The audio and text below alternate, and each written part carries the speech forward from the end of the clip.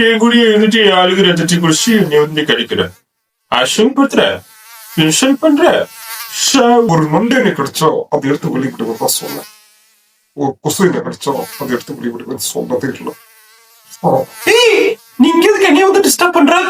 அஞ்சவன் பாருங்க அந்த ரூம்ல போய் டிஸ்டர்ப் பண்ணு, இல்லைன்னா கொன்றுவேன். தம்பி, ட்ரக் ஃப்ரீ சொசைட்டி தான் உருவாக்கணும்னு நினைச்சேன்.